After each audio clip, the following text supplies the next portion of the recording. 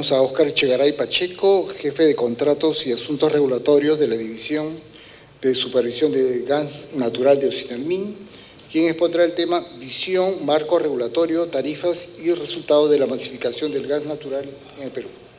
Bueno, buenas tardes con todos. Agradecer al organizador por la invitación y a todos ustedes por estar aquí presentes. Me han encargado de realizar esta charla, Visión, Marco Regulatorio, Tarifas y Resultados de la Masificación del Gas Natural en el Perú.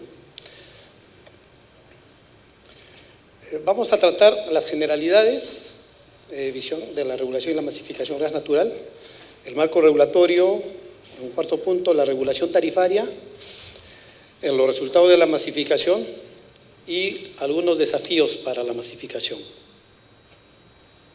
Primeramente quiero presentar las funciones de Ocinermin otorgadas por ley. Ocinermin tiene funciones a lo largo de toda la industria de hidrocarburos, energía y minería. Podemos ver ahí que en el gas natural tenemos prácticamente todas las funciones, ¿no? La función de tarifas, la función regulatoria, función normativa, fiscalización y supervisión, reclamos de usuarios, solución de controversias y opinión sobre contratos también. Cuando se desarrollan los procesos de promoción de contratos en la fase de planificación, cuando se tiene que licitar, Ocinermin emite opinión a la versión inicial del contrato, a la versión final del contrato, y también se emite opinión cuando hay adendas al contrato. En esta lámina quiero mostrar la cadena de valor del gas natural, ¿no? Ya por todos conocido posiblemente, empieza con la producción y el procesamiento, donde los precios en boca de pozo son libres. El transporte tiene tarifas reguladas. La distribución también tiene tarifas de distribución reguladas en base a un marco regulatorio vigente. Y el distribuidor es quien atiende al mercado regulado, ¿no? Puede ser la generación eléctrica, gran industria, pequeña industria, consumidor comercial, el consumidor GNB, etc. El componente de precios de esta cadena es el que llega a ser el precio final al consumidor, ¿no? Eso es importante conocerlo porque cuando se habla incluso de tarifa nivelada, se está hablando de ese precio final. Vamos a verlo más adelante. En este esquema quiero mostrar también de manera muy resumida, concreta, la producción y la entrega de gas natural del proyecto Camisea, ¿no? Este es un esquema donde engloba a todos los miembros de la cadena. Tenemos desde los lotes productores, podemos ver los lotes 56, 57, 58, de donde se extrae el gas húmedo. Ese gas se envía a la planta de procesamiento, a la planta Malvinas. Ahí es donde se separa el gas seco de los líquidos.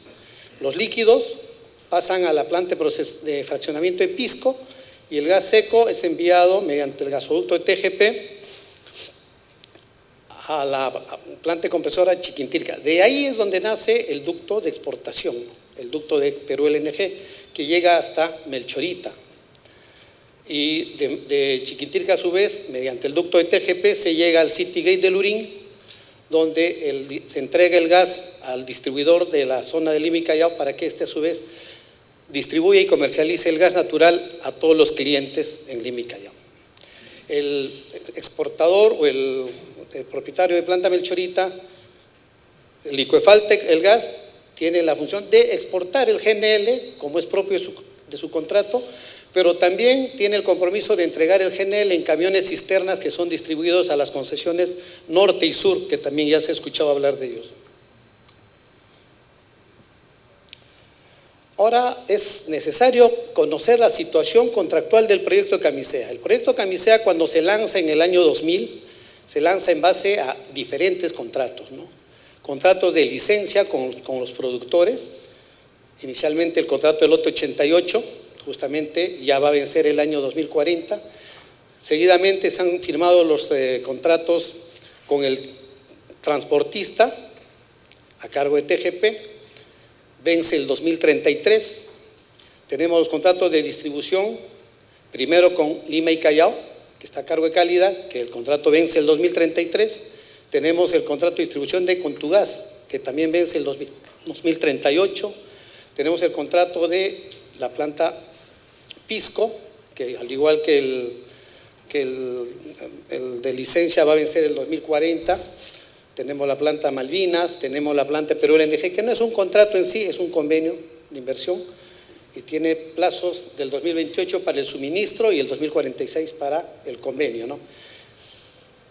Esa planta Perú LNG cobra relevancia porque es el proveedor del GNL a las concesiones norte y sur, que van a vencer el 2034 y el 2026. Tiene un convenio Petroperú, dado que el concesionario original ha dejado la concesión por problemas que se han dado en el contrato, ¿no? Ahora, veamos cuál sería la visión de la regulación y la masificación, ¿no? Desde el organismo regulador vemos que debemos ser un organismo regulador autónomo, con un marco regulatorio transparente, predecible y eficiente, lo cual debe promover el acceso universal. Ya a lo largo de la mañana todos han estado escuchando este mensaje de que se debe masificar, se debe llevar gas a toda la zona, ¿no? Pero para ello es necesario contar con tarifas eficientes para todos, ¿no? Porque las tarifas son diferentes en cada concesión y ello genera problemas. Tenemos que desarrollar infraestructura regional, ¿no? Expansión de infraestructura a las regiones, de múltiples formas. Ya el anterior expositor del FICE ya mencionó que están haciendo proyectos piloto con GNL en diferentes localidades. Tenemos que ver también la competitividad, ¿no? Precios competitivos frente a sustitutos. Ahora, el tema también tiene que ser sostenible, ¿no? Hay que promover inversiones a largo plazo que nos den sostenibilidad a toda la industria del gas natural y también el tema de la innovación, ¿no? Tenemos que incorporar tecnologías modernas a lo largo, también por los concesionarios y el mismo ente regulador. Ya se está usando tecnología para la supervisión. Ahora, ¿cuál sería el marco regulatorio para el gas natural? El marco legal es amplio, ¿no? Desde la Ley Orgánica de Hidrocarburos, la misma Constitución, pero si nos centramos en la regulación de tarifas y regulación de tarifas de transporte y de distribución, vamos a centrarnos en este marco regulatorio. La Ley de Promoción de la Industria del Gas Natural, la 27133, prácticamente la que dio origen al proyecto Camisea. Esta ley ha sido trabajada para lanzar el proyecto Camisea, porque en aquel entonces, con la ley existente, que era la ley orgánica, no se podía desarrollar el proyecto Camisea en toda la cadena, ¿no? Producción, transporte y distribución. Por otro lado, ya tenemos los reglamentos, ¿no? El reglamento de transporte de hidrocarburos por ductos, mediante el cual se regula el transporte, el reglamento de distribución de gas natural por red de ductos y la última ley, la ley que impulsa la masificación del gas natural, más conocida como la Ley de Tarifas Niveladas, ¿no? La 32315. Esta ley es nueva y he escuchado hablar a algunos expositores anteriormente. Vamos a ver cuáles son sus bondades, digamos, ¿no? Puede tener oportunidad de mejora, como lo mencionó el expositor anterior, pero así como está dado, también se puede aplicar. No es que es inaplicable, ¿no? Se ha aprobado para un nivel relativamente bajo de consumo, pero aplica al grueso de los consumidores residenciales y a los comerciales, ¿no? Ese marco legal de reglamentos, unido a la Ley de Transparencia de Procedimiento Regulatorio y la norma de procedimientos para fijación de precios, esta ya es una norma del Consejo Directivo Sinelmin, nos da lugar a poder fijar tarifas de transporte y tarifas de distribución. Y el proceso tarifario es largo, es amplio. Puede durar entre 8 o 10 meses, ¿no? Porque es todo un proceso transparente, con audiencias públicas, prepublicaciones, recursos impugnatorios y todo eso, que en el marco de un proceso regulatorio y técnicamente llevado por Sinelmin es que toma su tiempo. Y eso no es problema porque se programa con 8 o 10 meses de anticipación de la entrada de vigencia, ¿no? Ahora, la llamada ley nivelada, ¿no? De tarifas niveladas. En una parte de la ley se establece el mecanismo de compensación de tarifas, ¿no? ¿Y qué dice? Un primer punto dice la creación del mecanismo de compensación y financiamiento. Se crea el mecanismo que debe ser financiado con el FICE. Seguidamente debe definirse una tarifa de referencia. ¿Y cómo es esta tarifa de referencia? Debe ser la tarifa de la concesión que tiene la mayor demanda. Ya lo dijo el expositor anterior, todos sabemos que la mayor demanda lo tiene el IMI Callao. Esa sería la tarifa de referencia. Seguidamente, se tiene que aplicar el recargo al transporte, mediante un cargo al transporte. Y también la ley dice, y si los recursos FICE son insuficientes, ahí es donde se aplica el recargo al transporte. Se calcula el recargo, y ahí Ocinermin tiene nuevamente una labor que desarrollar para calcular ese recargo. Y también la ley dice que en este tema se debe excluir a las concesiones que no estén conectados al sistema de transporte y que su tarifa sea más baja que la tarifa de referencia. Por ahí debe haber una concesión que tiene tarifas más bajas que de Lima, entonces no entrarían en los alcances de la ley, ¿no? Luego de todo esto se tiene que aplicar el descuento a la facturación y finalmente evaluar los logros del alcance de esta ley, ¿no? Entonces, como les decía al principio, puede ser mejorada, podría incluirse más usuarios con mayor demanda, pero vamos a ver cuánto tiempo podría tomar eso. Mientras tanto, se debería estar aplicando y se está trabajando el reglamento, entienda, ¿no? Si pasamos ya al tema de la regulación tarifaria del gas natural, nuevamente nos enfocamos en la cadena, el suministro, el transporte y la distribución, ¿no? El suministro de gas natural tiene características, ¿no? Por ley, el precio es libre, a excepción de Camisea, porque al tratarse de reservas probadas, cuando se licitó, se puso precios en el contrato, precios tope. Esa es una ventaja para el proyecto, ¿no? Pero por lo normal es precio libre. Se firma contratos de largo plazo con independientes, ¿no? Y se contrata cantidades diarias. ¿Cómo se forma el precio? El precio del gas natural en el lote 88, precio de Boque Pozo, como les decía, es establecido en el contrato, tiene actualización por índices y a diferencia del precio del gas en Boque Pozo, hay un concepto que se llama precio medio del gas, que el concesionario de distribución tiene que trasladar a los usuarios regulados, que es ligeramente superior al precio del gas en Boque Pozo, por un tema de contrataciones, porque el concesionario contrata a firme, y todo eso no lo recupera de la demanda, entonces tiene que recuperar mediante el concepto de precio medio gas. Respecto al servicio de transporte, es un monopolio con tarifas reguladas, también tiene contratos de largo plazo con independientes, ¿no? Y en este tema sí existe mercado secundario donde puede haber transferencia entre clientes, ¿no? La tarifa es estampilla en firme e interrumpible y también tiene actualización por índices. Respecto al servicio de distribución, concesiones por licitación o a solicitud de parte. También son monopolios con tarifas reguladas, tiene una tarifa máxima por periodos regulatorios, normalmente 4 años, y la regulación se hace por incentivos, ¿no? Los cargos tarifarios por tipo de consumidor son descendentes en función al consumo. Si nos vamos al precio del gas, esta es la forma como se fijó en el contrato. Al lado izquierdo tenemos $1 por millón de BTU para el generador eléctrico y 1.8 para el cliente no generador eléctrico. Así nace el contrato de licencia de Camisea. Cada año tiene que aplicarse un factor de ajuste y eso es lo que varía año a año la tarifa de gas. Entonces vamos a ver cómo ha evolucionado el precio del gas de Camisea, tanto en la tarifa para generador eléctrico, que sería la curva verde, y la azul, que es para otros usuarios, ¿no? Lo que podemos notar acá y rescatar es que hasta el año 2007, desde que entró en operación Camisea el 2004, se aplicaba una fórmula de ajuste, un factor de ajuste indexado a una canasta de residuales, o sea, dependencia directa del precio internacional del petróleo. Y en esos primeros años ya se veía cómo venía subiendo fuerte, siguiendo la tendencia internacional del petróleo. En buena hora se hizo una adenda, un acuerdo pues con el productor y se cambió la fórmula, ¿no?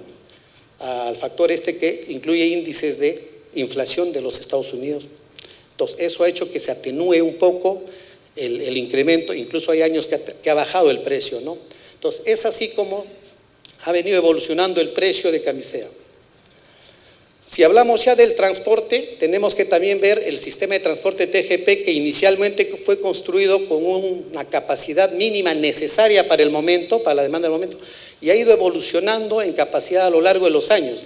Tanto así que en el año 2016 se alcanzó 920 millones de pies cúbicos por día para el mercado nacional. La expansión da lugar hasta 1540 para todo el sistema, incluido la exportación, pero de ello 920 está garantizado para el mercado nacional. En los contratos, ¿qué vemos en los contratos de transporte? Los contratos se firman a firme e interrumpible. Contratos a firme, ¿qué significa? Que reservas una capacidad diaria y pagas por la capacidad reservada, uses o no uses el sistema de transporte. Entonces, ahí podemos ver que el área amarilla es el uso real, ¿ya? Y la curva verde es el nivel de contratación a firme. Entonces, el área azul es área que los clientes pagan por firme, pero no utilizan el sistema en esos días, ¿no? Entonces, pero esas son las reglas, ¿no? Tienen que garantizar, tienen que contratar capacidad reservada para que puedan tener certeza de usar cuando lo necesiten. La tarifa de transporte y distribución, como fórmula, involucra estos factores, ¿no? La tarifa base, la que fue la tarifa originaria resultante del costo de servicio ofertado por el postor y la demanda garantizada. Esa tarifa es $31.4384 por 1000 metros cúbicos. Luego interviene un factor de ajuste, ¿no? Que está en función al PPI, que para el 25 ha sido 1.7. El FDA es un factor de descuento que se aplica por el adelanto de la GRP.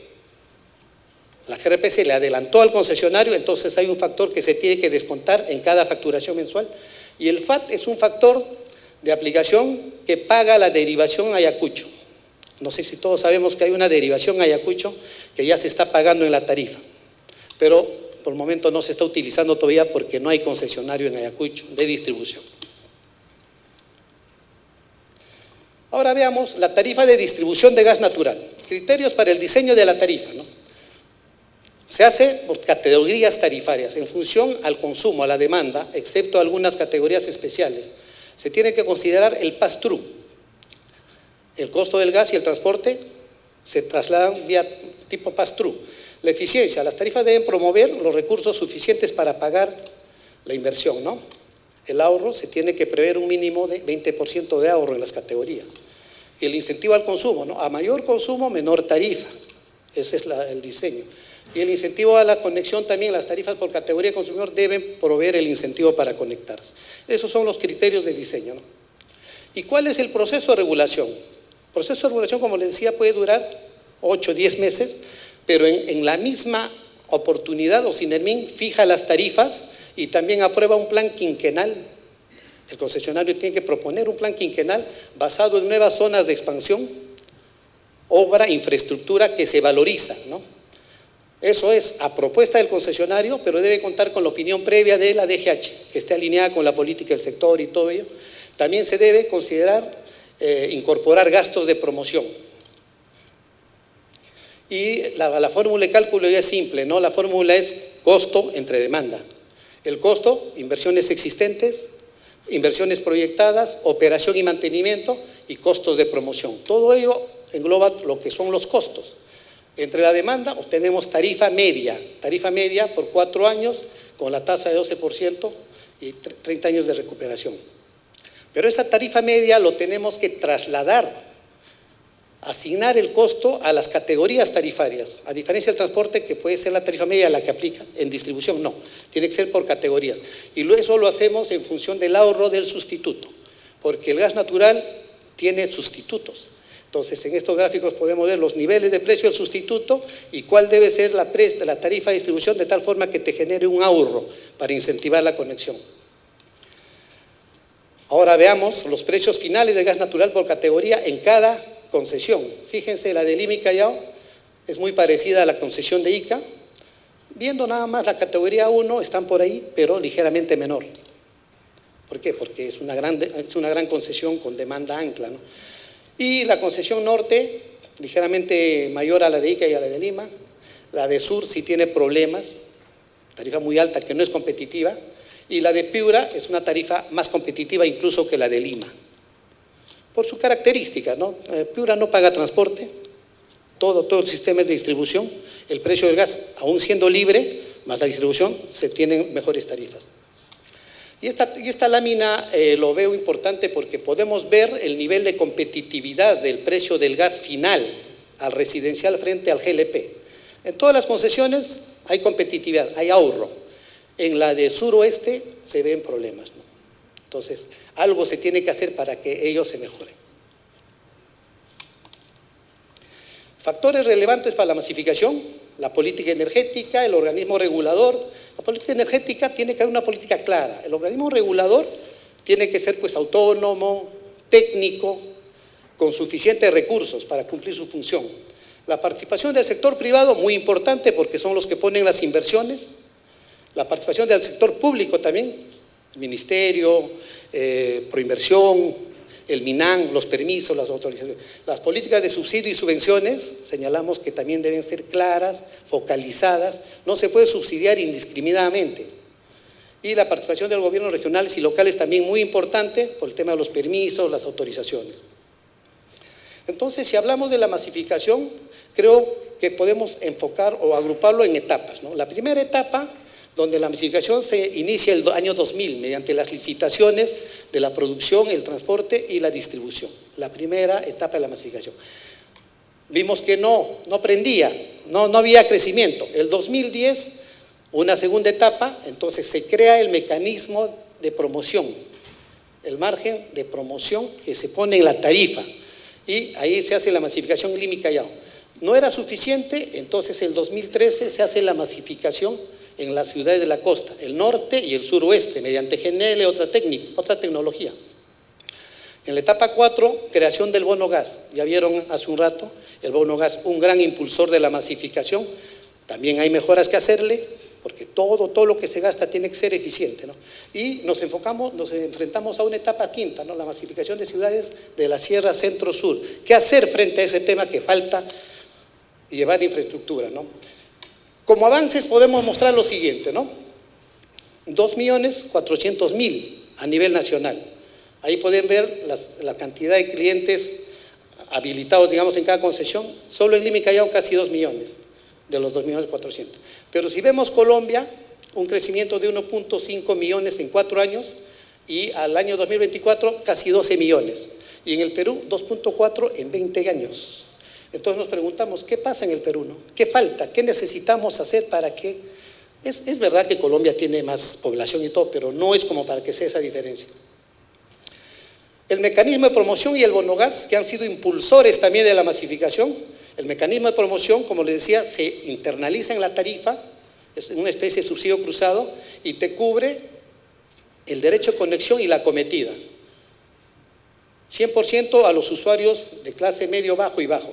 Y el bono gas es la instalación interna subsidiada, que también cubre el 50, 75 y 100% a los usuarios de clase media, medio bajo y bajo, ¿no?